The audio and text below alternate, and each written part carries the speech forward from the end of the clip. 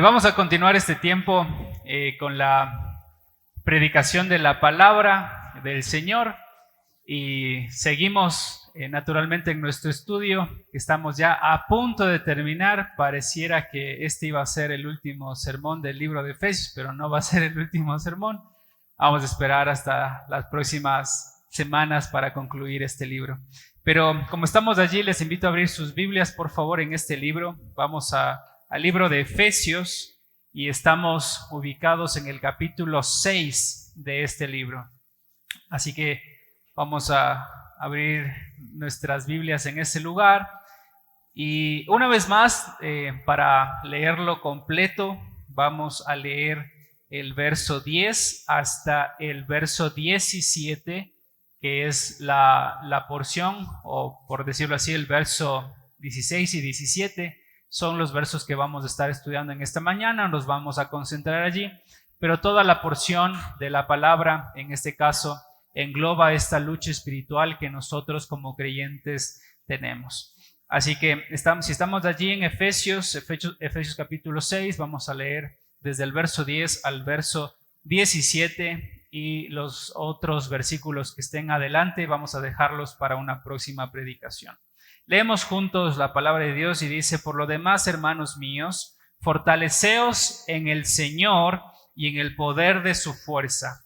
Vestíos de toda la armadura de Dios para que podáis estar firmes contra las acechanzas del diablo. Porque no tenemos lucha contra sangre y carne, sino contra principados, contra potestades, contra los gobernadores de las tinieblas de este siglo, contra huestes espirituales de maldad en las regiones celestes. Por tanto, tomad toda la armadura de Dios para que podáis resistir en el día malo y habiendo acabado todo, estar firmes. Estad pues firmes, ceñidos vuestros lomos con la verdad, vestidos con la coraza de justicia y calzados los pies con el apresto del evangelio de la paz. Sobre todo, tomad el escudo de la fe, con que podáis apagar los dardos del fuego del maligno. Y tomad el yelmo de la salvación y la espada del Espíritu, que es la palabra de Dios. Ahora, quizás con lo que les dije al principio, de que no es la última predicación, ustedes dirán: pero bueno, no terminamos más, ¿por qué nos extendemos tanto? ¿No es cierto? Pero hay un predicador, quizás ustedes lo conocen, Martin Lloyd-Jones. Él predicó 47 sermones de esta porción que acabamos de leer. Solo del verso 10 al verso 20 él predicó 47 sermones.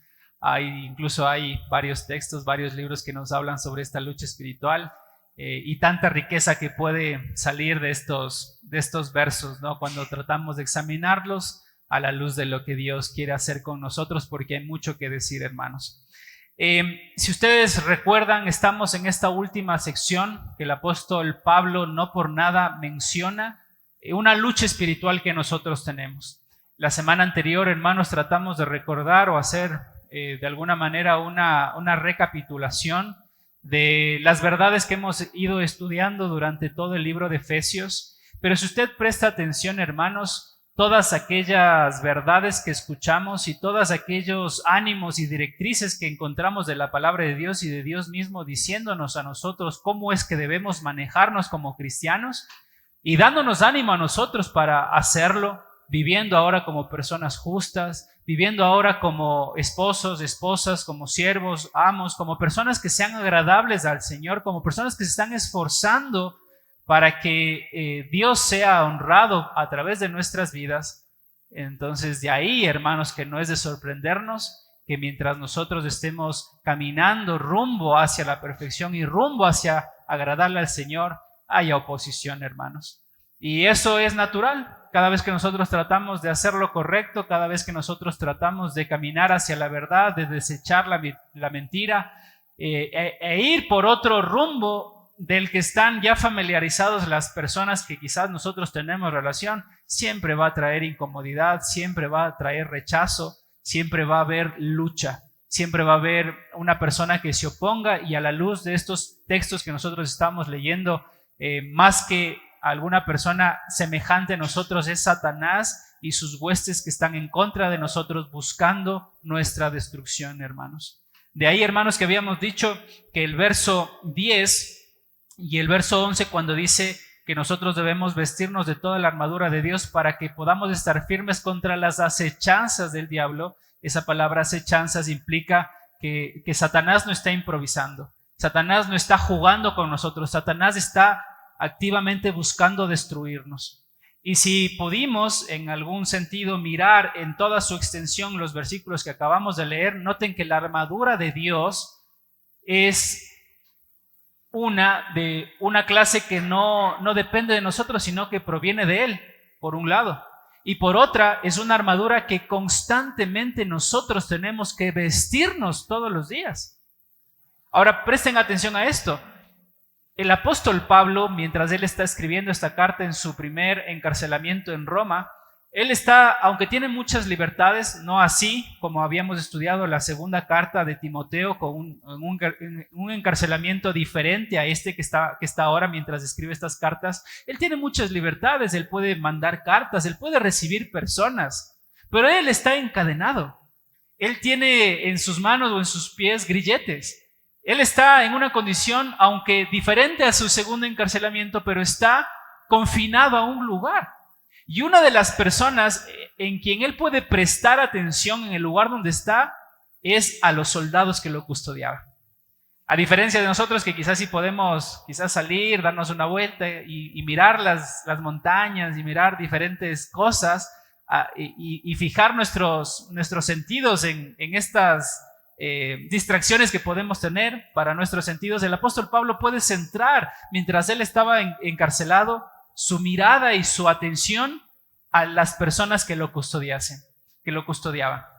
Y esas personas, y ve cómo están vestidos, y ve cómo están ceñidos estas personas, y toma el ejemplo de estas personas que lo custodiaban para dar una enseñanza espiritual. Y a pesar de que el apóstol Pablo no tenía una armadura física como probablemente la estaba teniendo ese guardia que lo custodiaba, él entendió espiritualmente que él estaba revestido de otra clase de armadura, una clase de armadura que proviene de Dios y que es necesario que cada cristiano también se vista. Entonces, mirando a esa persona, ¿no es cierto? Ya hemos visto 3 de esas partes de esa armadura que Dios nos invita a nosotros a vestirnos. Y lo vimos la anterior semana el verso 14 y el verso 15, cuando hablamos que Dios nos llama a nosotros a ceñirnos con la verdad, y ser personas que hablen verdad. ¿Okay? En segunda instancia también hablamos, hermanos, que nosotros somos llamados a colocarnos la coraza de justicia, ser personas justas. Y habíamos dicho la semana anterior que una persona justa es aquella persona que sabe lo que tiene que hacer y hace lo que tiene que hacer. Y en última instancia vimos que esta persona cristiana que se viste de la armadura de Dios está calzado sus pies con el evangelio de la paz. Y ahí habíamos dicho, hermanos, que no hace alusión a la predicación del evangelio porque estamos en otro contexto, sino más bien que esa paz que nosotros encontramos cuando venimos a Cristo y confiamos en Él como nuestro Señor y confiamos en Él como nuestro Salvador, ahora nos permite a nosotros caminar de su mano y tener paz con el Señor porque vamos delante de Él y vamos al lado de Él. Y esa es la paz con la que nosotros podemos ceñirnos y podemos calzarnos todos los días para caminar nuestra vida cristiana. Ahora tenemos, hermanos, delante de nosotros estos 2 textos posteriores, el texto 16 y el texto 17, que nos hablan de las otras 3 partes de esta armadura, una séptima que la vamos a ver posteriormente. Algunos autores la agregan, otros no. Algunos dicen que son 6 partes, otros 7 partes, hablando sobre la oración, hablando sobre este recurso espiritual que tenemos, porque si ustedes notan, hermanos, todas estas partes de la armadura no son terrenales, son espirituales. E incluso la oración, si la agregamos en nuestra lista, es la séptima herramienta que Dios nos otorga a nosotros para que podamos hacerle frente al enemigo. Entonces, hermanos, noten una vez más el verso 16 y verso 17 dice: sobre todo, tomad. ¿Qué cosa? El escudo de la fe con que podáis apagar los dardos de fuego del maligno. Ahora, hermanos, en nuestro contexto, el apóstol Pablo está mirando a esos soldados romanos que utilizan esa vestimenta puntual. Es verdad que el apóstol Pablo, aunque está mirándoles a estos soldados que lo custodiaban, probablemente estos soldados no estaban vestidos de toda la armadura que podrían llegar a tener en el momento de guerra. Quizás estos soldados tenían el escudo en el suelo, quizás la espada ceñida, pero probablemente no estaban con todas las cosas que Pablo comienza a describir aquí en la armadura de un soldado. Pero Pablo toma la ocasión de mirar al soldado y describe de manera general cómo es que se vestía un soldado. Y ahí nos describe que uno de esos soldados, o que los soldados de aquel tiempo, tenían escudos de diferentes clases. Si revisamos un poco la historia, hermanos, podemos mirar que en aquel tiempo los romanos tenían unos escudos pequeños que probablemente medían entre 60 centímetros de diámetro y que eran utilizados para la lucha cuerpo a cuerpo. Cuando ellos salían a la guerra, estos escudos se ceñían con dos cuerdas en su brazo y con otra mano podían desenvainar su espada y tenían lucha cuerpo a cuerpo. Pero de este escudo que el apóstol Pablo está hablando aquí, no tiene que ver con este escudo pequeño, sino más bien con un escudo grande, con un escudo que se lo describe históricamente que medía aproximadamente 80 centímetros de ancho y 1,20 m de alto. Y que estos escudos eran diseñados para cubrir el cuerpo entero de la persona. Alguien podría decir, bueno, qué chiquitos las personas de aquel entonces, ¿no es cierto? La idea es que estos escudos eran amplios porque, así como nosotros hemos visto algunas películas, nos cuenta la historia que al juntarse los escudos de las personas que los cargaban, uno a uno podían hacer barricadas de hasta 2 kilómetros de lo que algunos escritores nos dicen que podían hacerlo. Entonces eran escudos que protegían a las personas que venían detrás. Y así como hemos visto nosotros películas que se juntan las personas con los escudos y suben los escudos para proteger a los que van detrás, esa era la función de estos escudos que portaban los soldados romanos de aquel tiempo, y a esta clase de escudos es que el apóstol Pablo hace referencia. Unos escudos que cubran el cuerpo completo, que cubran los órganos vitales, que cubran la cabeza, que en última instancia ayuden a tener un daño menor que lo que podrían recibir con un escudo diferente o un escudo pequeño. Pero ahora noten, hermanos, que la descripción de este escudo que el apóstol Pablo quiere darnos a nosotros entender no es un escudo simplemente hecho de madera, como habitualmente estaban construidos, y que eran forrados con cuero y que tenían porciones de metal para incluso con los mismos escudos hacer daño a sus enemigos. No, la descripción que el apóstol Pablo está haciendo de esta clase de escudo ancho para cubrir el cuerpo de la persona que lo portaba es el escudo de la fe. El escudo de la fe. Y a diferencia, hermanos, de otras porciones que hemos leído y hemos estudiado sobre la palabra fe, que hacía alusión a todo el conjunto de doctrina de la palabra de Dios, por ejemplo, si ustedes abren por favor sus Biblias en el capítulo 4 y miramos o revisamos una vez más el verso 13, dice, hasta que todos lleguemos a la unidad de la fe. Si usted recuerda, hermanos, en las anteriores predicaciones, en este texto puntual, se habla de la fe como el conjunto de doctrinas bíblicas que la iglesia de Dios recibe por parte de Dios, que nacen de la palabra de Dios y que de alguna manera todos estamos llamados a aprenderlas juntos para que todos lleguemos a la unidad de la fe, es decir, a la unidad de la iglesia por medio de un solo cuerpo de doctrina, es decir, la palabra de Dios. Pero a diferencia de esta forma en la que se está utilizando esta palabra fe en el capítulo 4, verso 13, cuando habla aquí en el capítulo 6 del escudo de la fe, hace referencia, hermanos, a la confianza básica que nosotros tenemos en el Señor. Ya he dicho antes de que podamos orar, hermanos, en el Antiguo Testamento como en el Nuevo Testamento, varios escritores nos dijeron estas palabras, hermanos. El justo por la fe vivirá.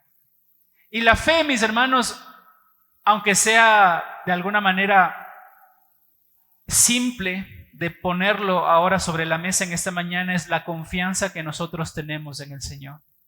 Mis hermanos, cuando nosotros llegamos a entender la verdad de Cristo, cuando alguien se acercó a nosotros y nos predicó el evangelio de salvación, y nosotros creímos por esta obra que Dios hizo en nuestros corazones, y nosotros fuimos despertados internamente a través del Espíritu de Dios y depositamos nuestra confianza en el Señor, eso es la fe, la confianza que tenemos en el Señor. Hermanos, todos nosotros ejercitamos de alguna manera alguna clase de fe todos los días mientras vivimos. ¿Cuántos de ustedes han viajado al exterior? ¿Hemos viajado al exterior? ¿O cuántos de ustedes se han subido a un bus? ¿O cuántos de nosotros nos subimos a nuestros autos para trasladarnos con confianza de algún lugar a otro? ¿Cuántos de nosotros hemos hecho eso? Creo que la mayoría, ¿no es cierto? Todos nos hemos subido a algún medio de transporte, todos nosotros, incluso hermanos, en nuestro diario vivir, cuando comemos alimentos, ejercitamos de alguna manera nuestra fe. ¿Por qué? Porque si vamos a un restaurante y pedimos alguna clase de comida que es nuestra favorita o con la familia y oramos y todos nos lanzamos por la comida y comenzamos a comerla, de alguna forma ejercitamos la fe porque sabemos o entendemos o confiamos que esa comida que acabamos de pedir no solamente va a estar rica, sino que no tiene ninguna clase de contaminación y no tiene ninguna clase de veneno que me va a hacer daño a mí, sino que va a satisfacerme. ¿Me hago entender? Entonces, cada vez que comemos, cada vez que utilizamos un medio de transporte, cada vez que nosotros vamos en un avión, confiamos en ¿qué? De que esos vehículos o que esas naves que fueron diseñadas para cumplir con un propósito específico van a cumplir aquello por lo que fueron diseñados. O usted se sube a un avión sabiendo o no confiando de que probablemente el avión se va a caer. ¿Cuántos de nosotros nos subimos a un avión pensando que, este va a ser mi último viaje? Ninguno de nosotros. Más bien nos subimos creyendo y confiando que esas turbinas van a funcionar, que esas alas van a permanecer y que llegaremos a nuestro destino bien. Entonces, hermanos, ejercitamos la fe en un sentido en estas áreas. Ejercitamos una clase de fe, pero la fe que el apóstol Pablo está llamando a los cristianos a ejercitarse y a cubrirse delante de los ataques del enemigo para estar firmes es su confianza en Dios, hermanos. Es su confianza en Dios. A pesar de que nosotros, hermanos, ejercitamos la fe en diferentes cosas en nuestra vida diaria, nosotros somos llamados a tratar de confiar plenamente en el Señor todo el tiempo. Alguien dijo estas palabras, mis hermanos, dijo: la fe no solo es tan confiable y útil como la dignidad de confianza que posee su objeto. La fe cristiana es poderosa y efectiva porque el objeto de esa fe es Jesucristo. Él es infinitamente poderoso y absolutamente confiable. La fe cristiana nunca falla porque aquel en quien se deposita la fe nunca falla. Y ese es el Señor. Entonces, noten, ¿no es cierto?, haciendo la comparación, si nosotros podemos descansar en aviones o artefactos o vehículos que supuestamente nos van a trasladar de aquí para allá de una forma segura y confiamos de que esa maquinaria no va a fallar y estamos plenamente seguros, ¿cómo podríamos nosotros dudar como cristianos de que nuestra fe depositada en el Señor de alguna manera va a fallar? Y nuestra confianza que pudiéramos tener en el Señor, no tendríamos que ponerla, no podríamos decirla, no podríamos dudar de la confianza que hemos depositado en el Señor. Alguna ocasión, hermanos, no sé si ustedes han participado de estos eventos de trabajo en equipo y haya una dinámica en medio de estos eventos de que usted se pone con una pareja enfrente, le hacen dar la vuelta a una de ellas y tiene que caer de espaldas, ¿no es cierto? Y la de atrás tiene que sostener a la otra persona, a menos de que sea más chiquito, más débil, se va a ir al suelo. Pero también es un ejercicio de ¿qué? De confianza, de saber que esa persona que está detrás de nosotros nos va a sostener. Ahora, yo sé que usted no se tiraría de espaldas para que le sostenga a un niño, ¿no es cierto? O bien terminaríamos aplastando al niño o hiriendo a ese niño. Pero si nosotros, hermanos, sabemos que aquel a quien nosotros nos estamos tirando de espaldas es el ser más poderoso del mundo, es el ser autoexistente, suficiente, grande, poderoso, aquel dueño y señor de todo, en quien nosotros vamos a depositar toda nuestra confianza y tirarnos para atrás, usted se tiraría. Con toda seguridad, hermanos, con toda seguridad. Ahora, mi hermano, el apóstol Pablo invita a que usted tenga esa confianza, esa clase de confianza con el Señor. Hermanos, ¿saben por qué? Porque el enemigo, como ya hemos dicho al inicio de esta predicación y la semana anterior, va a tirar dardos. Va a tirar dardos en contra de nosotros. Así como hemos visto en películas, a mí me parecía también muy interesante porque de alguna manera las películas representan en cierto sentido lo que sucedía en el pasado, ¿no? Pero así como vemos en las películas que agarran brea en las flechas para después prenderlas y lanzarlas ante los ejércitos, ¿por qué estaban cubiertos de brea? Les hago la pregunta. Porque mayormente, como hemos dicho, los escudos de los enemigos o de las personas que iban en contra de ellos estaban hechos de madera. Entonces podían o bien prenderse fuego, o si esos escudos estaban revestidos de metal, podían salpicar la brea y podían herir a las personas que estaban al lado de los que venían con los escudos. Entonces por eso se utilizaba brea y por eso se utilizaba fuego, porque tenía un gran impacto físico, ¿ya? Entonces ahora noten, de la misma forma el apóstol Pablo ahora dice que el enemigo está buscando herirnos de alguna manera. O sea, si tú no tienes el escudo, bien o bien te van a llegar esas flechas, o bien de alguna manera, si levantas tan solo el escudo, te puede salpicar ese fuego y también te puede herir. Y Satanás tiene ese trabajo contra nosotros como creyentes, hermanos. Algunas personas consideran que esos dardos que tratan de limitar nuestra confianza en Dios tienen que ver con muchas cosas y se ponen algunos ejemplos, mis hermanos, pero muchos de ellos tienen que ver con esto. Nuestra desconfianza con el Señor quizás es o los dardos, del enemigo que son enviados hacia nosotros tienen que ver con odio, tienen que ver con envidia, tienen que ver con enojo, tienen que ver con codicia, tienen que ver con orgullo, tienen que ver con duda, tienen que ver con temor, con desesperanza. O sea, esas cosas que acabo de mencionar que se producen en nuestra vida limitan nuestra confianza hacia Dios. El día de ayer estábamos hablando con mi esposa y nos preguntábamos, pensando en los niños, porque como fue el cumpleaños del gordito, le regalaron algunas cositas y claro, estaban sus primitos, y nos preguntábamos, ¿cuándo es que en los niños se les despierta esto de la envidia? Porque Cami recordaba una vez cuando ella era pequeña, dice, o me contaba de una niña que ella fue a un campamento. Y esta niña dice que era la niña más feliz del mundo. O sea, antes de ir al campamento, ella gozaba, ella era una niña que se embarraba y no le importaba y se levantaba y jugaba y era la niña más feliz. Pero cuando llegó al campamento y entró por la puerta, se encontró con una niña preciosa, con el pelo perfecto, con el vestido pulcro. Y esa niña, después del campamento, que llegó siendo feliz, salió con la expectativa de llegar a tener el mismo cabello que tenía esa niña. Entonces nos preguntábamos con Cami, ¿cuándo es que pasa esto, no es cierto? En el corazón de nosotros, en el corazón de los niños, bien es cierto, porque lo vemos más abiertamente, pero sucede exactamente lo mismo con nosotros, hermanos, siendo grandes. ¿Por qué a tal persona le sucede esto y no a mí? ¿Por qué a él sí le va bien? ¿Por qué a él sí pasa esto puntual con su vida y no me pasa eso a mí?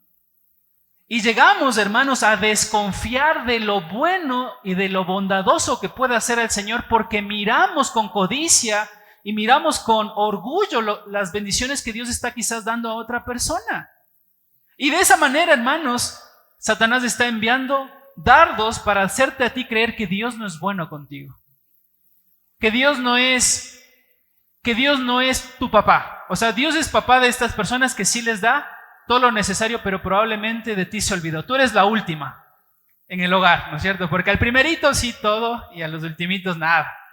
Entonces probablemente vienen con esas dudas, mis hermanos. Y tiene que ver con esto, con enojo, con envidia, con codicia, con orgullo, con duda, con temor, con desesperanza.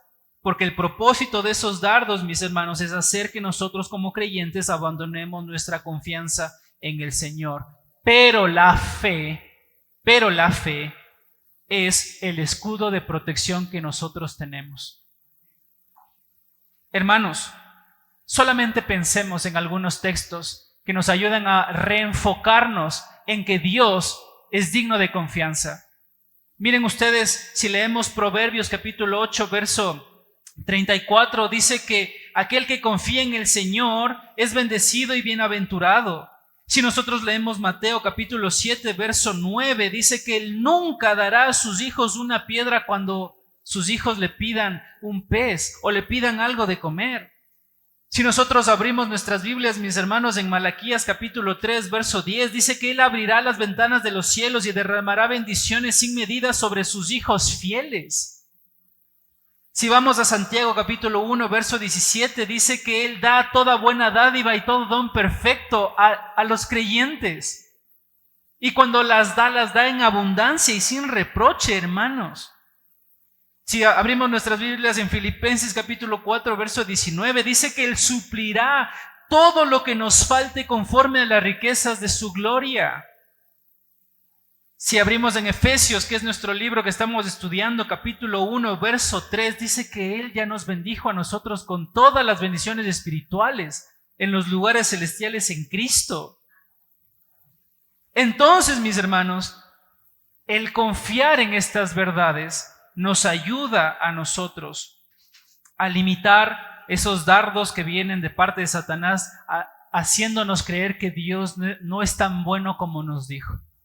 ¿Se acuerdan ustedes a Adán y Eva en el huerto del Edén, que también lo mencionamos la semana anterior? O sea, con que Dios os ha dicho, dijo la serpiente a esta pareja, no comáis de tal árbol. Y después agrega la serpiente y dice, porque Dios sabe que si coméis de estos frutos seréis como Él, seréis como Dios. Entonces, ¿qué es lo que el enemigo quiere hacer? Tratar de plantearnos dudas en relación a la confianza que podemos tener hacia Dios. Yo pensaba en un ejemplo para que esto no suene tan etéreo, tan allá, ¿no es cierto? Porque alguien dice, confía, ¿no es cierto? Confía, pon tu esperanza en el Señor, pero ¿cómo puede de alguna manera esto ser visible para que lo podamos entender? Aunque hablamos de confianza, es algo abstracto, pero quizás podemos dar algunos ejemplos para que esto sea más evidente para nosotros. Todos nosotros, voy a poner un ejemplo, todos nosotros creo que hemos visto los Cuatro Fantásticos que ahora están de moda, ¿no es cierto? ¿Sí o no? Aunque sean los antiguos o aunque sea el nuevo, ¿no es cierto? Todos creo que conocemos aquí a la Mole, ¿verdad? ¿Sí o no? ¿Y quién es la Mole? Este hombre que después de recibir sus poderes quedó duro. Si ustedes recuerdan, en una de estas películas que se dio de los Cuatro Fantásticos, le hacen una radiografía, ¿no es cierto? Le hacen algo ahí para ver los órganos internos de la Mole y hasta el corazón lo tiene duro, ¿no es cierto? Algunos hasta así como el corazón de mi esposo. Así. No. Y es una persona que es de esta clase, es duro, es rígido, es una persona que está así. Y el personaje principal, el personaje o el líder de los Cuatro Fantásticos, en una porción de la película le promete a la Mole que él va a hacer todos los esfuerzos necesarios para que la Mole no permanezca en ese estado, porque él fue la persona que le dijo vamos al espacio, llegamos tal cosa y demás, ¿ok? Y él se esfuerza y supuestamente hace todo para que se quite de esa condición. Pero ¿qué es lo que sucede? Viene el enemigo y viene a la mole y después mira que este otro personaje está compartiendo con la mujer invisible y le dice al oído, no que él prometió que iba a hacer todos los esfuerzos posibles para volverte a ser humano. Y mira cómo está, de aquí para allá con la mujer invisible, para restablecer su relación, porque supuestamente en la película tiene una relación. ¿Y qué hace en ese hombre duro, fuerte? Trae ¿qué? Dudas. Y después en la película, si ustedes lo ven, la mole se enoja y la mole va en contra y la mole se cree esos pensamientos y va en contra de su mejor amigo. Entonces, mis hermanos, ¿a qué voy con todo esto? Que cuando nosotros perdemos la batalla en nuestra mente sobre la confianza que Dios se merece, hemos perdido esa batalla. Porque la mole, a pesar de que era duro, ese es el énfasis, que supuestamente es impenetrable, que supuestamente, no, es que yo creo en Dios, yo confío en Dios, pero cuando Satanás logra ganar la batalla en nuestra mente, hemos perdido esa batalla, hermanos. Cuando Satanás logra poner una clase de desconfianza en nosotros, de que Dios no es digno de credibilidad como le sucedió a Adán y a Eva en el huerto del Edén, y decir, no, es verdad, Dios no es tan bueno como Él dijo que es, y comieron del árbol del huerto del Edén. Y cuando Dios coloca esa misma clase de pensamientos en nosotros, hermanos, es que a pesar de que Dios sea el hombre más fuerte, más digno de confianza, más veraz, no estamos dispuestos a botarnos atrás. Y no estamos dispuestos a estar en sus manos, hermanos. Y ahí es donde gana el enemigo. Mis hermanos, la palabra de Dios dice en Salmos 18:30, acrisolada es la palabra de Dios, escudo es a todos los que en Él esperan. Y el maligno va a tratar, hermanos, de que nosotros desconfiemos de Él. Ahora, ya hemos dicho que la batalla está perdida o la guerra está perdida cada vez que nosotros perdemos esa batalla en nuestra mente. Y es de ahí, hermanos, que el segundo elemento en esta mañana que estamos revisando que necesitamos para nuestra guerra espiritual es el yelmo de la salvación. Es el yelmo de la salvación. Entonces, ¿cuál es en esta mañana el primer recurso que tenemos? Un escudo, el escudo de la fe, el escudo de nuestra confianza en el Señor, el escudo de comenzar a ver las verdades de Dios allí escritas como suficientes para mi vida espiritual y no dejar que esas verdades sean limitadas por pensamientos que puedan venir del enemigo. Y ahora es colocarme en mi cabeza el yelmo de la salvación. Y como estamos en el contexto del primer siglo y del ejército romano, estamos hablando de estos cascos que eran colocados, que tenían como unas paletas para las orejas y para la nariz, con el fin de resistir el ataque de personas que venían a caballo, puntualmente. Es interesante, hermanos, una vez más, si revisamos la historia, que estos tipos de cascos que eran mayormente hechos de cuero y de metal que era moldeado de acuerdo a la cabeza de la persona que lo ocupaba, estaban diseñados con estas tipo paletas porque el enemigo cuando venía de parte de un caballo utilizaban una clase de espada mucho más larga. La historia nos dice que esas espadas que utilizaban las personas que iban a caballo eran alrededor de 1,20 m y que tenían ese mismo objetivo de que mientras estaban en caballo desenvainar esa espada y degollar o decapitar o herir o en muchos casos nos dicen destruir el cráneo de las personas que venían al ataque, venían a defenderse o a atacar. Entonces ese es el objetivo de esas espadas, y el yelmo de la salvación o el yelmo de aquel entonces de esos soldados servía para limitar el impacto de esos golpes que podían recibir. Ahora miren cómo describe, ¿no es cierto?, el apóstol a esa clase de yelmo, y dice que es el yelmo de la salvación. El yelmo de la salvación. Ahora, hermanos, nosotros sabemos que el apóstol Pablo no está hablando aquí de la salvación que podemos recibir de parte de Cristo, hablando en términos de la gracia que podemos recibir de Él para irnos al cielo. Porque no, la persona que se pone el yelmo de la salvación ya es un creyente. Entonces, ese yelmo de la salvación no implica alguna obra que nosotros como creyentes debamos hacer para ser salvos. Y aquel que no se pone el yelmo, entonces no es salvo. No estamos diciendo eso. Pero sí hace alusión, hermanos, de que esa clase de yelmo nos recuerda en nuestra cabeza o trata de guardar nuestros pensamientos para que confiemos que al final de la historia, nuestro Señor es aquel que sale victorioso de todas las situaciones. Hermanos, al igual que estos soldados recibían esos golpes de estas personas que venían en caballo con unas espadas mucho más largas y que tenían doble filo, el arma que utiliza Satanás para tratar de penetrar nuestras cabezas y traernos a nosotros desconfianza en Dios es el desánimo. Uno de esos filos de esa espada que probablemente viene por parte del enemigo para que nosotros en nuestra cabeza perdamos la batalla es el desánimo. Es recordarnos, hermanos, nuestros fracasos. Es recordarnos a nosotros nuestros pecados pasados, nuestros problemas sin resolver, nuestra mala salud o cualquier otra cosa negativa que suceda en nuestra vida. ¿Cuántos de nosotros, hermanos, en esta semana no hemos sido desanimados en algo? Porque no sé, en tal área no tengo tal conocimiento, no soy como tal persona es, o no tengo la salud que tal o cual persona tiene.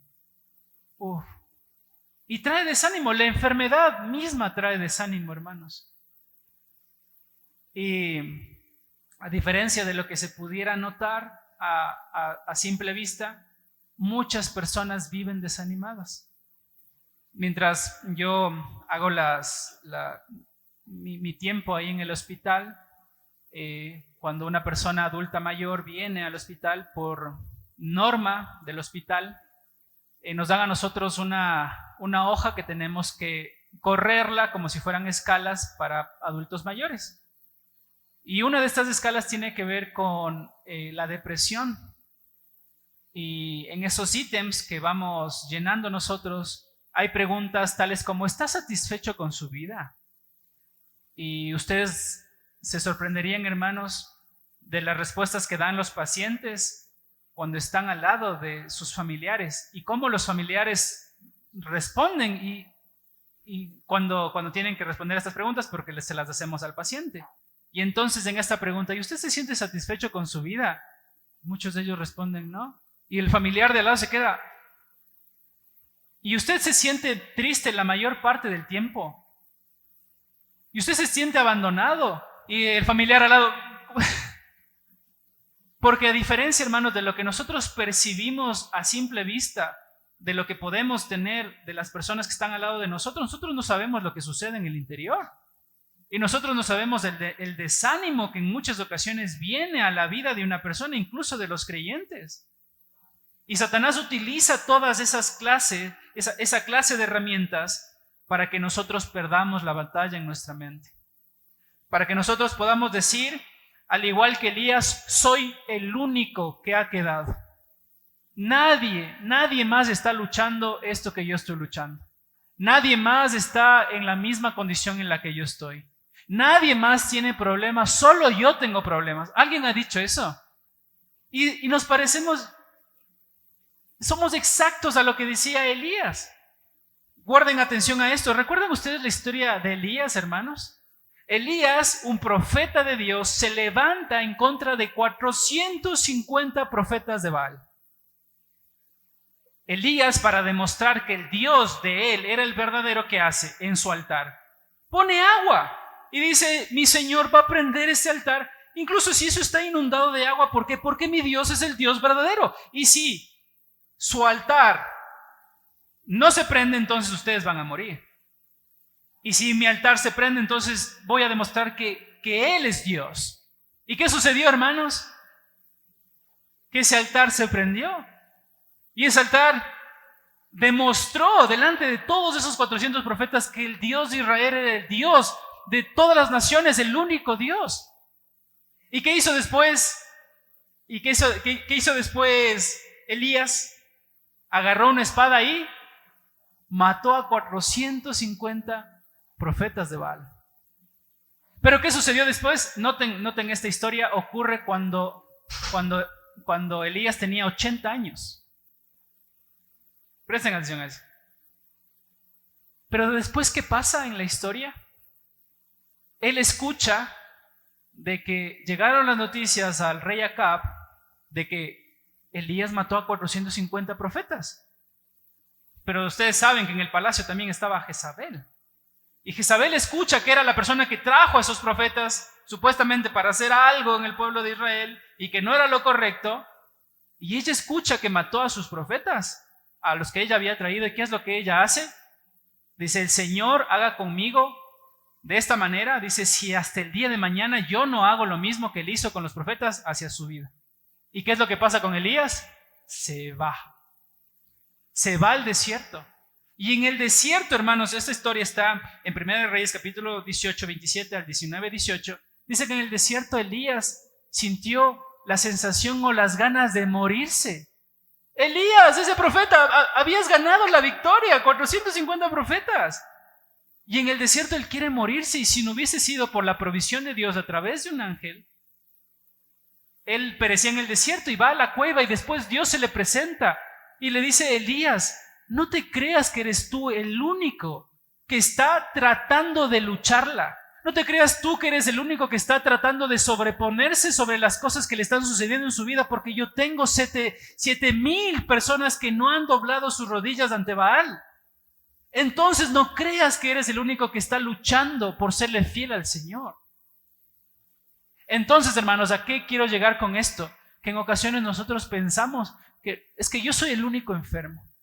Es que yo soy el único que me pasan cosas malas, porque al resto de personas todo les sucede, todo les sale bien.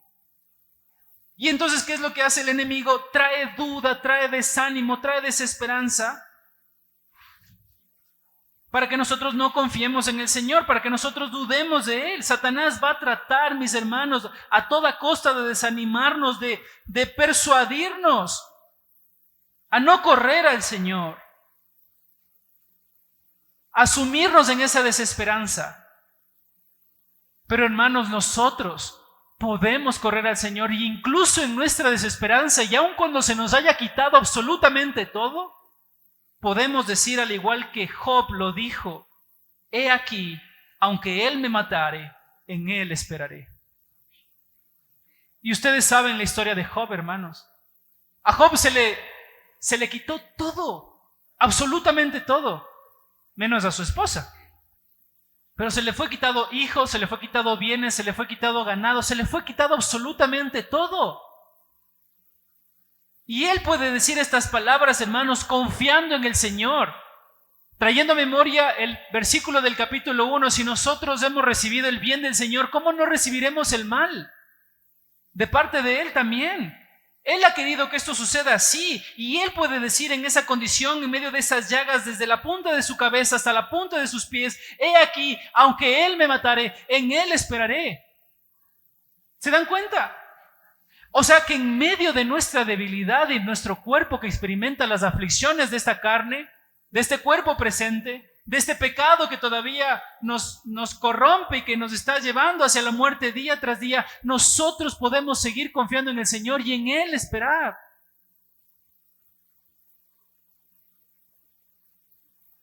Hermanos, podemos, al igual que estos hombres de Dios, tener esa misma clase de fe en medio de nuestras pruebas, en medio de estas circunstancias difíciles. Hermanos, ¿ustedes recuerdan a Jeremías? Jeremías, ¿cuántas almas ganó? ¿Cuántos se arrepintieron en el ministerio de Jeremías? ¿Cuántas personas? Nadie. Y a la luz de los ojos de este mundo, puede decir, ¡qué fracaso! Eres un fracasado, Jeremías. Predicaste y predicaste arrepentimiento y predicaste arrepentimiento y a la final nadie se convirtió y vino el juicio de Dios sobre Israel. Y de ahí que Jeremías se lo reconoce como el profeta llorón. ¿Por qué? Porque él lloró, porque él clamó de parte de Dios al pueblo y el pueblo no obedeció. Y después recibieron las consecuencias, de tal manera que en el libro de Lamentaciones se ve a Jeremías lamentándose en cómo el pueblo enemigo agarraba a los bebés y los lanzaba hacia una pared y les explotaba el cráneo. Así es como está descrito, hermanos, lo que sucedió, que vino de parte de ese pueblo para traer justicia a Israel.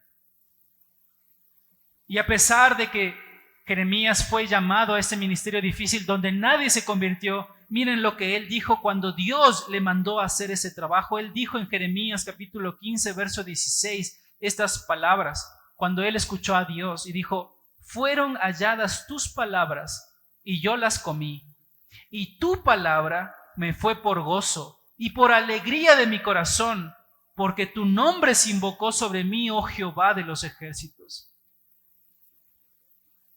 ¿Se dan cuenta? A pesar de que a la luz o ante los ojos de las personas de este mundo no fue un exitoso, pero él, cuando recibió la palabra del Señor, dice que fueron halladas sus palabras y yo las comí y fueron gozo para mí. Entonces se dan cuenta, hermanos, que podemos contrarrestar el desánimo de parte del enemigo cuando recordamos la palabra de Dios.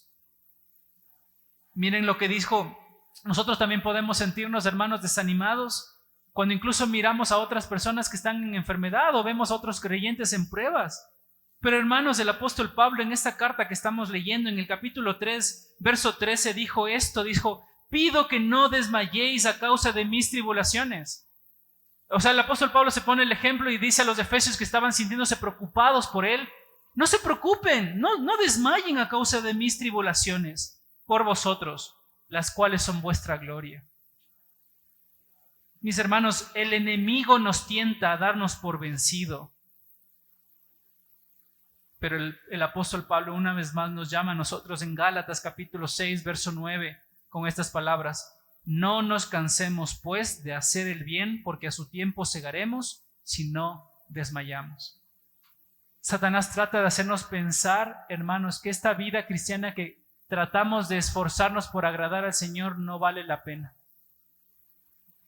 Y me estoy esforzando tanto por agradar a Dios, y me estoy esforzando tanto para que Él sea honrado, y me estoy esforzando tanto para que Él sea adorado, y me sigue yendo mal, y el enemigo está encargado de poner nuestros pensamientos. Entonces Dios no es digno de ser seguido, y Dios no es digno de ser creído. No, fuiste por mal camino. Pero, mis hermanos, el apóstol Pablo nos asegura en este último texto que no nos cansemos de hacer el bien, porque a su tiempo segaremos si nosotros no desmayamos. Porque también es cierto, hermanos, en el mismo contexto del apóstol Pablo, que todo lo que el hombre sembrare, ciertamente eso segará. Entonces, mi hermano, usted no dude que lo que hoy está sembrando en su vida espiritual, como en su vida de familia y en su vida de trabajo y en todas las áreas que nosotros nos desempeñemos, eso será lo que cosechemos. Eso va a ser lo que cosechemos. Mis hermanos, el desánimo una vez más puede venir quizás porque nosotros no vemos que Dios nos está respondiendo a nuestras oraciones por un esposo que está lejos de Dios, por un esposo que está haciendo su vida, que no quiere someterse al Señor, por una esposa que tampoco está cerca de Dios, o por un hijo que está lejos y que no quiere volverse a los caminos del Señor, que aunque fue criado bajo la enseñanza bíblica, no quiere estar cerca de Dios. Quizás puede haber desánimo en nosotros como cristianos pensando en estas áreas, hermanos. Quizás puede haber desánimo, ya dijimos, en relación a una enfermedad. Y Satanás está ahí picando. ¿Y por qué Dios no te sana? ¿Y por qué Dios no te cura? ¿Y por qué Dios no hace esto? Pero el apóstol Pablo, una vez más, Dios nos da un ejemplo a través del apóstol Pablo, que incluso cuando él también estaba con un aguijón en su carne, No sabemos específicamente qué Él era. Poder recibir nosotros estas palabras, hermanos, ahí en 2 de Corintios capítulo 9, cuando dice, Dios le dice a Pablo, bástate en mi gracia, porque mi poder se perfecciona en la debilidad. El punto es que muchos de nosotros no nos creemos débiles, muchos de nosotros nos creemos fuertes. Y cuando nos creemos fuertes, no dependemos de Dios. Cuando nosotros pensamos que podemos hacer todo en nuestras propias fuerzas y todo nosotros solos, ahí es cuando nosotros nos creemos fuertes, hermanos. Pero que el Señor nos permita constantemente ayudarnos a sentirnos débiles, porque en la debilidad el Señor es fuerte. Para que nosotros podamos responder como el apóstol, por tanto, de buena gana me gloriaré más bien en mis debilidades, para que repose sobre mí el poder de Cristo. Solo en mi debilidad el poder de Cristo se levanta. Solo en mi debilidad es que cuando yo me considero que soy esa vasija de barro, que en mí está el evangelio del Señor, es que puedo decir el Señor se lleve toda la gloria. Entonces, mis hermanos, nosotros como cristianos en esta lucha espiritual, no somos espectadores, no somos pasivos. No. Nosotros, hermanos, somos llamados en diferentes áreas, con diferentes nombres. Nosotros somos llamados en 1 Corintios capítulo 9, verso 24, corredores, luchadores. Somos llamados en 1 Corintios 9, 26, peleadores. Somos soldados de Cristo. 2 de Timoteo capítulo 2, verso 3. Somos hacedores de buenas obras. Somos oponentes de Satanás. Somos buscadores de la perfección y de la santidad. Y muchas otras designaciones que los apóstoles y que los hombres inspirados de Dios han hecho para que nosotros podamos decir, ok, nosotros tenemos que vestirnos de esta armadura y luchar contra Satanás y ponerme el yelmo de la salvación y pelear. Hermanos, aunque vengan dudas y desánimo hacia nuestra vida, ese yelmo de la salvación nos protegerá, pensando no en la salvación que ya hemos recibido del Señor, porque ya dijimos que no tiene que ver con un yelmo para que nosotros seamos salvos, sino que tiene que ver con esa salvación que vendrá a futuro. Hermanos, no siempre nosotros sufriremos de la misma manera en la que probablemente hoy estamos sufriendo. Porque un día, mis hermanos, estaremos eternamente con el Señor. Un día ya no tendremos la debilidad de nuestros cuerpos físicos, de la debilidad de nuestra carne, de nuestra naturaleza, ya no la tendremos. Un día disfrutaremos del cielo. Y ninguna relación con el pecado. Un día estaremos con el Señor, hermanos. Un día nuestros enemigos serán colocados bajo los pies de Cristo. Un día nuestros enemigos recibirán la recompensa que ellos se merecen por todo su obrar y sus obras, porque cada uno recibirá de parte del Señor, como haya hecho mientras estaba en el cuerpo, sea bueno o sea malo.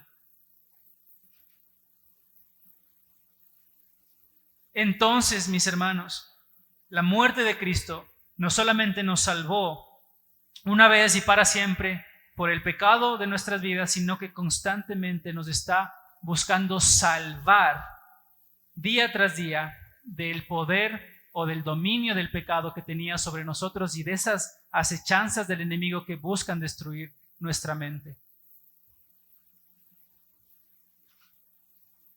Mis hermanos, ese yelmo de la salvación es nuestra esperanza final. Es esa salvación que nosotros encontraremos ya en el cielo, disfrutando del Señor. Y en última instancia, hermanos, recordemos esta última herramienta que nosotros tenemos de parte del Señor, que es la espada del Espíritu. La espada del Espíritu. Verso 17, y la espada del Espíritu, que es la palabra de Dios. La espada del Espíritu, que es la palabra de Dios. Ahí cuando menciona la espada del Espíritu, puede hacer alusión esta oración diciéndonos a nosotros que la espada es espiritual. ¿Ok? Si nos remontamos una vez más a la historia, ya dijimos que había una clase de espada que eran utilizadas por estas personas que iban a caballo y que eran utilizadas para herir o decapitar a las personas que venían a pie.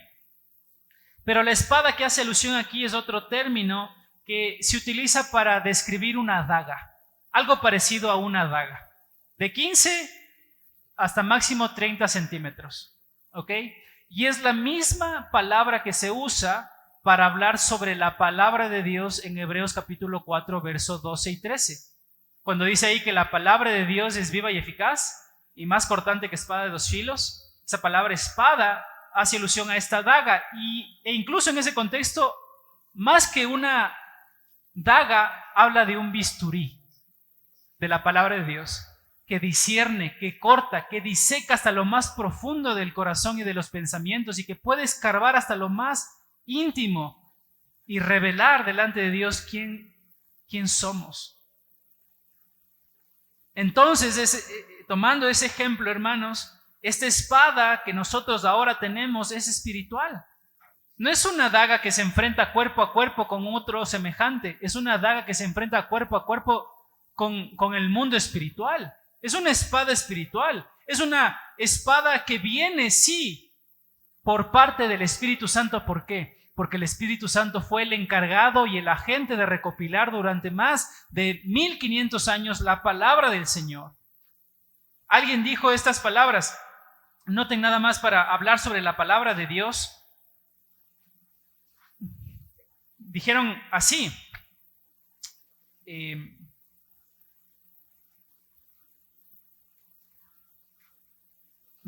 escuchen esto. Existen en ella las palabras que fueron escritas por reyes, por emperadores, por príncipes, por poetas, por sabios, por filósofos, por pescadores, por hombres de estado, por hombres instruidos en sabiduría de Egipto, educados en las escuelas de Babilonia y adiestrados a los pies de pastoriles, en pastos verdes y al lado de corrientes de aguas. Entre los autores encontramos a un recolector de impuestos, a un granjero, a un cultivador de higos. Encontramos hombres pobres, hombres ricos, estadistas, predicadores, capitanes, legistas, jueces y exiliados. La Biblia es una biblioteca llena de historia, genealogía, etnología, ley, ética, profecía, poesía, elocuencia, medicina, ciencia de salud, economía política y las religiones y las reglas, perfectas para la vida personal y la sociedad. Por encima de todo, detrás de cada una de las palabras se encuentra el autor divino, que es Dios mismo. Entonces, el Espíritu Santo ha sido el agente encargado de utilizar a estas personas para componer lo que iba a ser la palabra de Dios escrita en letras humanas. Y es esa misma espada, hermanos, es esa misma escritura que ahora se le denomina espada, que puede ser utilizada por los creyentes tanto como una herramienta defensiva ante los ataques del enemigo y ofensiva. Porque si ustedes recuerdan, hermanos, cómo fue que nuestro Señor Jesucristo soportó la tentación en el desierto, fue a través de ¿qué? De la palabra de Dios. Cuando constantemente le recordaba al diablo que escrito está, no tentarás al Señor tu Dios. Escrito está, hermanos, tal o cual verdad, y nosotros somos llamados a utilizar la palabra del Espíritu Santo, que proviene del Espíritu Santo, que ha sido recolectada por el Espíritu Santo y que es usada por el Espíritu Santo en la vida de los creyentes para hacerle frente a Satanás. Hermanos, si en esta mañana pudiéramos tener 10 espadas de esgrima y les diéramos a ustedes, ¿no es cierto?, para que se enfrenten el uno al otro, quizás muchos de nosotros ni siquiera quisiéramos agarrar esa espada. ¿Por qué razón? Yo creo que mayormente porque no sabemos usarla. ¿Alguna ocasión, hermanos, han agarrado un arma en sus manos? ¿O han visto han tenido un arma cerca de ustedes? Quizás colgada o quizás la han visto. ¿Cuántos de ustedes se animarían a tomarla? Quizás no muchos de nosotros nos animaríamos a tomarla. Pero ¿por qué no nos animaríamos a tomarla? Pensando en lo mismo que hablamos de la espada. Porque no sabemos usarla. Pero ¿cuál es el problema de nosotros como creyentes, hermanos? Que usted sí tiene ya una espada en sus manos. Pero nos pasa exactamente el mismo problema. No sabemos cómo usarla. Y entonces cuando viene el ataque del enemigo, cuando quiere poner en nuestro corazón falta de perdón, entonces nosotros no recordamos esos textos que nos ayudan a nosotros a pensar en el amor de Cristo y cómo nosotros es que debemos perdonar. Y cuando viene a nuestra mente esta clase de desánimo, esta clase de perspectiva errónea que nos hace pensar que nuestro cuerpo es lo único que tenemos y si perdemos la salud o perdemos todo, entonces no podemos mirar los textos o recordar esos textos que nos dicen a nosotros que nuestra ciudadanía no es la ecuatoriana, hermanos, aunque la tengamos en nuestra cédula. Nuestra ciudadanía es espiritual y está en los cielos. En el lugar donde esperamos que venga el Salvador, nuestro Señor Jesucristo, allá está nuestra ciudadanía, ¿se dan cuenta?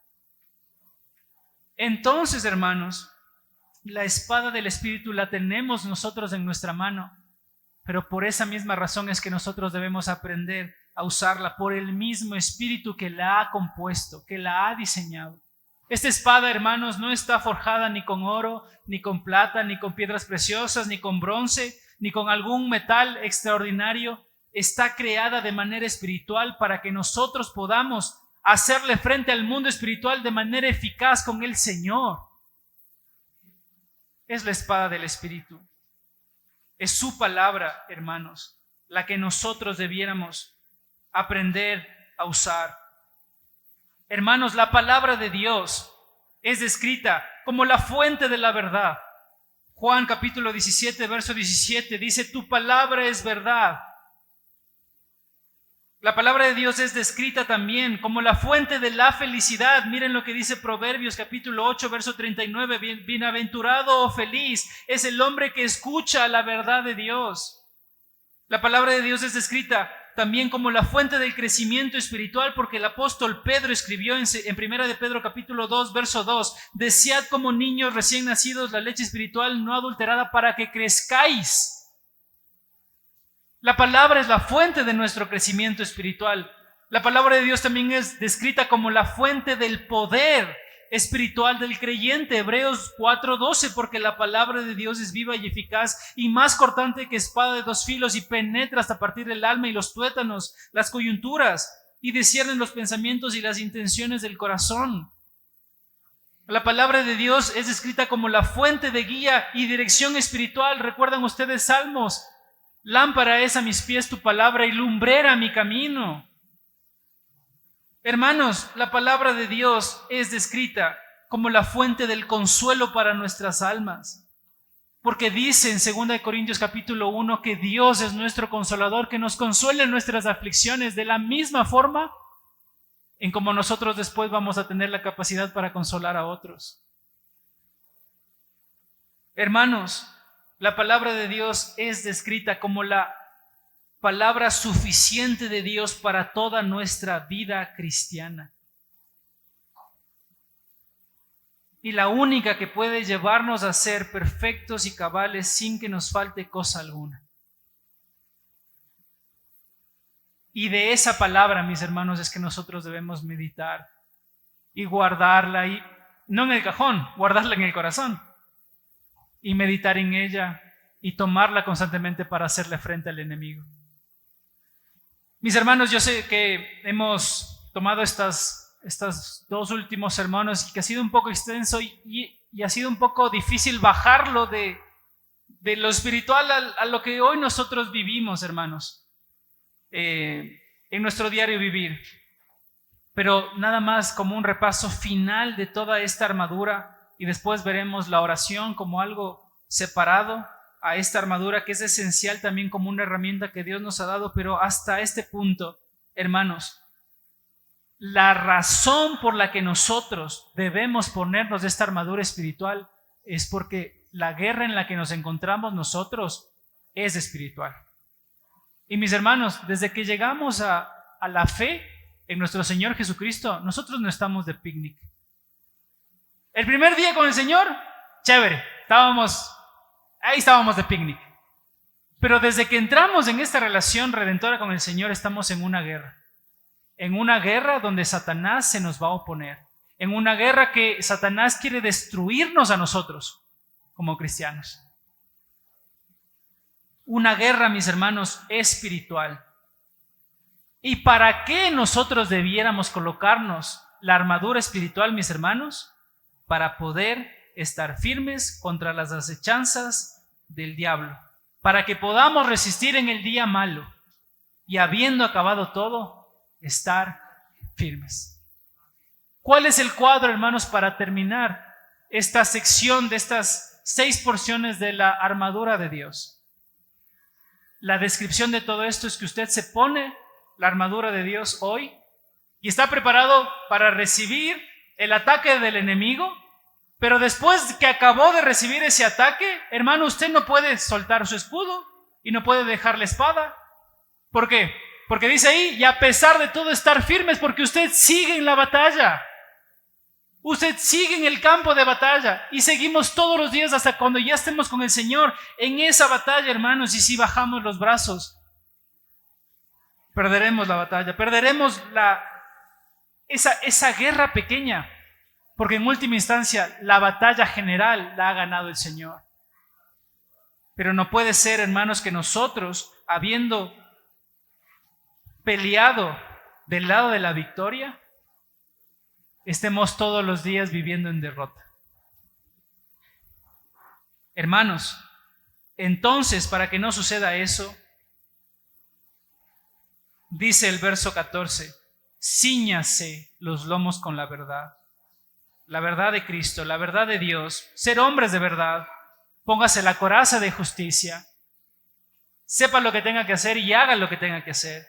Camine en paz, sabiendo y recordando que el Señor le ha dado paz a través del Señor Jesucristo y que puede caminar de su mano y su confianza con Él.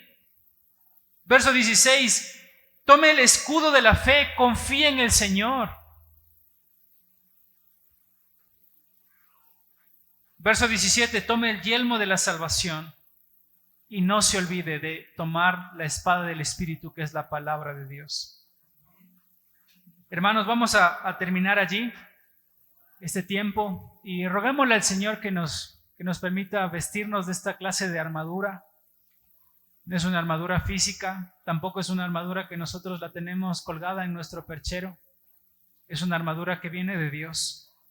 Verso 11 y verso 13, reiteradas veces, es la armadura de Dios, no es nuestra.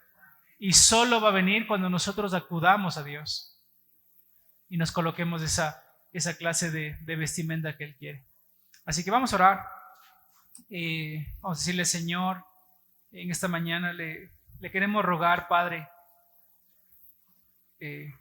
porque estamos en una lucha, porque hay pensamientos en nuestras vidas que nos hacen pensar que usted no es bueno, que usted no es digno de credibilidad, o que usted no está haciendo las cosas que debería hacer porque yo no las estoy viendo en mi vida como quisiera verlas, Señor. Pero Padre, guárdenos de esos pensamientos y más bien ayúdenos a nosotros a luchar constantemente esta guerra espiritual vestidos de su armadura, Señor. Rogamos, Padre, para que su verdad sea aquello que permee en nuestros corazones y nos dé confianza y que nos haga a nosotros ser hombres y mujeres de verdad.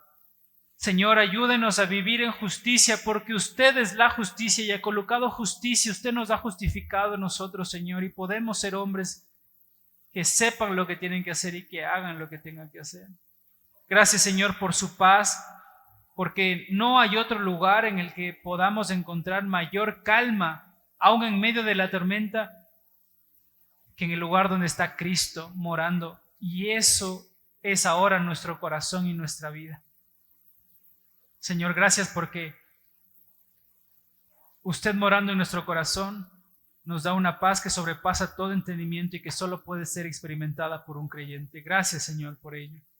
Le rogamos, Señor, que podamos tomar el escudo de la fe, que podamos completamente depositar nuestra confianza en usted, dejarnos caer hacia usted, Señor.